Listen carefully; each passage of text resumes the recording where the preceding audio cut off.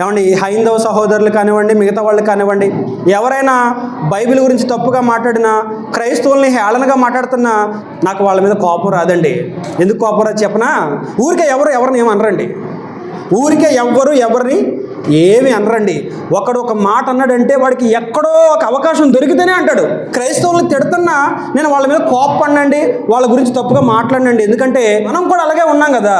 మనం నీతిగా బ్రతికితే, మనం యథార్థంగా బ్రతికితే, మనం పక్కాగా చక్కగా వాక్యానుసారంగా జీవిస్తే ఒకడు మనల్ని ఎందుకంటాడు?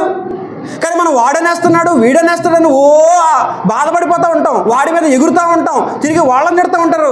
ఆ హైందవుల గ్రంథాలు తిడుతూ ఉంటారు. మరి మీ దేవుడు, మరి మీ దేవత అని వాళ్ళని అంటూ ఉంటారు. వాళ్ళని ఎందుకు అంటున్నావు? వాళ్ళని ఎందుకు అంటున్నావు? వాళ్ళ విశ్వాసం వాళ్ళకి నచ్చినట్టు వాళ్ళు ఉంటారు. నీ విశ్వాసాన్ని బట్టి నువ్వు ఉన్నావా? ఉండట్లేదు కాబట్టి వాడు నిన్ను అంటున్నాడు. వాళ్ళు మనల్ని గొర్రెబిడ్డలు అనడం ఏంటి? దేవుడే అంటున్నాడు. ఏమంటున్నాడు? నా జనులు అవివేకులు.